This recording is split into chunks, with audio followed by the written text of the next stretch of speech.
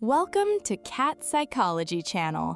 In today's deep dive, we are exploring a paradox that defines our modern era: why doing less actually makes you more successful. If you have ever felt like a failure because you spent a Sunday on the couch instead of side hustling, this is for you. We often think of our brains like a car engine that just needs more fuel to go faster. But the human mind is much more like a cat. A cat does not feel guilty for sleeping 16 hours a day. It knows that to catch the mouse with lightning speed, it must be perfectly rested first. In our society, we have fallen into what psychologists call the productivity trap. This is the internal belief that your worth as a human being is directly tied to your output. If you aren't producing, you aren't valuable. This mindset leads to a state of constant hyper-arousal, where the nervous system never actually shuts down. Even when you are resting, you are scrolling through social media or thinking about tomorrow's to-do list. This isn't rest, it is just low-grade work. To understand why this is a recipe for failure, we must look at the concept of incubated cognition. As Dr. Sandy Mann explains in her groundbreaking book, The Upside of Downtime: Why Boredom is Good, our brains have two primary modes: the task-positive network and the default mode network. When you are working, typing, or focusing, you are using the task-positive network. It's efficient, but narrow. However, when you stop, when you stare out a window or take a slow walk without a podcast, the default mode network kicks in. This is where the magic happens. This is where your brain connects unrelated ideas, solves complex problems you couldn't crack at your desk, and generates true innovation. Consider the story of Sarah, a high-level marketing executive who prided herself on being the first in, last out at her firm. Sarah worked 80 hours a week, drank 5 coffees a day, and never took a vacation. On paper, she was the definition of success, but internally, she was a hollow shell. Her creativity had dried up. Her pitches were repetitive. She was doing more, but achieving less. It wasn't until a health scare that forced her to work only 4 hours a day that her performance skyrocketed. Because she had less time, she focused only on the high-impact tasks. Because she rested more, her brain was sharp enough to come up with the big idea that saved her company's largest account. She learned that 10 hours of exhausted work is worth less than 2 hours of inspired, rested focus. The actionable insight here is to schedule non-negotiable stillness. This isn't just a break, it is a strategic business decision. Think of it like a cat's zoomies. A cat doesn't have energy all day. It conserves, it waits, and then it explodes into action. You must reframe rest not as the absence of work, but as the foundation of work. When you feel that itch of guilt, remind yourself that your brain is currently in the default mode network, doing the heavy lifting while you simply sit. You aren't being lazy, you are being an elite thinker. Let's dive deeper into the neurological cost of overworking. When we push past our limits, our prefrontal cortex, the part of the brain responsible for executive function, logic, and emotional regulation, begins to fatigue.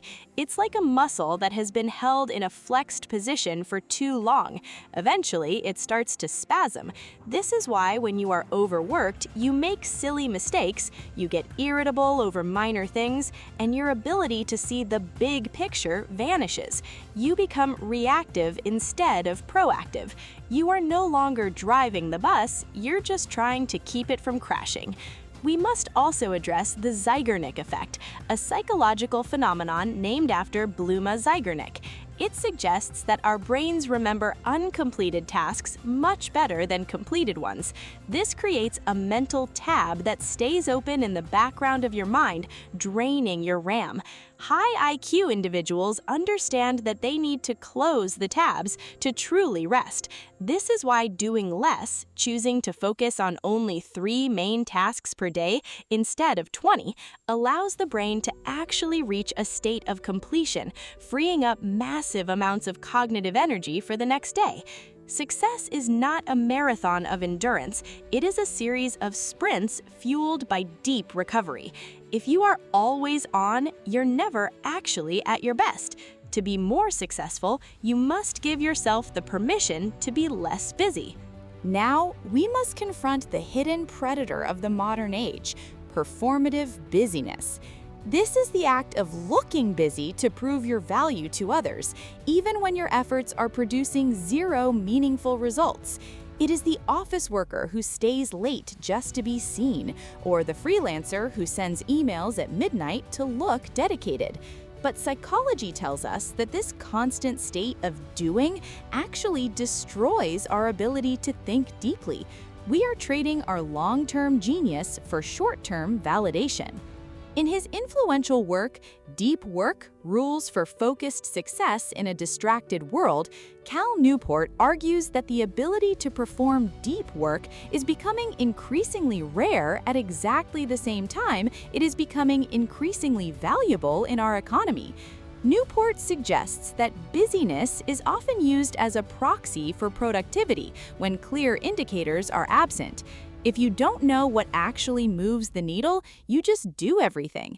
But high-impact individuals, the cats of the professional world, know that true success comes from periods of intense rhythmic focus followed by total detachment. Imagine a cat stalking a bird. It doesn't pace around the garden all day pretending to hunt. It sits perfectly still for an hour. It observes, it calculates, it waits for the precise moment when the probability of success is at its peak. Only then does it strike. This calculated stillness is what we lack in our human lives. We are so afraid of being still that we strike at everything, exhausting ourselves and catching nothing. Let's look at the human energy curve. Most of us have about 4 hours of peak cognitive output per day. After that, the quality of our work drops off a cliff. If you try to force an 8-hour day of high-level creative work, you're essentially spending the last 4 hours creating debt. You are making mistakes that you will have to fix tomorrow. You are burning out your dopamine receptors. You are essentially working for free, or worse, working to create more work for your future self. Take the real-life example of James, a software developer who was struggling with a complex bug for 3 days. He stayed at his desk until 2 a.m. every night, staring at the code until his eyes burned. He felt that if he just pushed harder, he would find the answer. On the 4th day, he was so exhausted he decided to give up and go for a long hike in the woods. Halfway through the hike, while he was thinking about nothing but the trees, the solution suddenly appeared in his mind like a flash of lightning. His brain needed the space to assemble the pieces. By doing nothing, he finally did everything. This is the power of strategic withdrawal. The actionable insight here is to adopt the rule of 3. Instead of a massive to-do list that triggers anxiety, pick only 3 high-leverage tasks for the day. Once they are done, you are finished. You have won the day. This creates a psychological win state that allows your nervous system to relax. When you give yourself a clear finish line, your brain can fully enter recovery mode, ensuring you have the zoomies of productivity again tomorrow morning. Furthermore, we must understand the law of diminishing returns as it applies to effort. In economics, this law states that after a certain point, adding more input leads to smaller and smaller increases in output, eventually turning negative. Your brain follows this exact law. The difference between a good decision and a great decision is often just 30 minutes of extra sleep or a quiet walk. When we are tired, we lack the cognitive empathy to see how our work will be received by others. We become blunt instruments. By doing less, we maintain our sharpness. We ensure that every action we take is surgical rather than scattered. Think about the most successful people you know. Are they the ones constantly sweating, rushing, and complaining about how busy they are? Or are they the ones who seem strangely calm, even in the middle of a crisis? Success gravitates toward those who can maintain their internal quiet. When you are calm, you see opportunities that the busy person misses because they are too busy looking at their watch. Rest is not a luxury for the successful, it is their competitive advantage. It is the secret sauce that allows them to make better decisions with less effort. We often fear that if we stop, we will fall behind. But in a world where everyone is running in circles, the person who knows when to sit still is actually the one moving forward. You aren't falling behind, you are recalibrating your compass so that when you do move, you move in the right direction.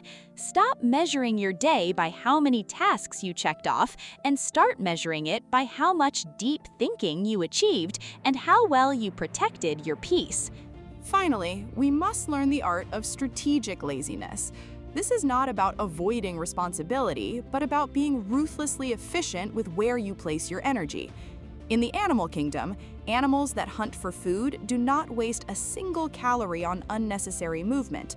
A lion spends most of its day resting because it knows that survival depends on having explosive power when it matters most. As humans, we have forgotten this biological wisdom. We leak energy all day through micro-stressors, digital distractions, and the fear of saying no. In his classic book, Essentialism, The Disciplined Pursuit of Less, Greg McKeown argues that if you don't prioritize your life, someone else will. He posits that nearly everything is noise, and only a few things are exceptionally valuable. High IQ individuals understand this Pareto Principle, the 80-20 rule, deeply. They know that 80% of their results come from 20% of their efforts. By doing less busy work, they leave room for the essential work that creates true success. Think of your life like a garden. If you tried to grow every single type of flower and vegetable at once, you will end up with a tangled mess of weeds and stunted growth. But if you prune the garden, if you cut away the healthy but non-essential branches, the energy of the plant is forced into the remaining fruit, making it larger and sweeter. A cat's life is perfectly pruned. It doesn't try to be friends with every person it meets. It doesn't try to catch every fly. It focuses its entire existence on its core needs and its core joys. Consider the case of Michael, a freelancer who was earning a decent living but was constantly stressed. He had 50 small clients, each paying him a little bit and demanding a lot of his time. He was working 14-hour days. He decided to apply the psychology of less. He fired 40 of his most demanding, lowest-paying clients. He felt terrified, thinking he would go broke. But by doing less, he had the mental energy to provide 10 times more value to his remaining 10 clients.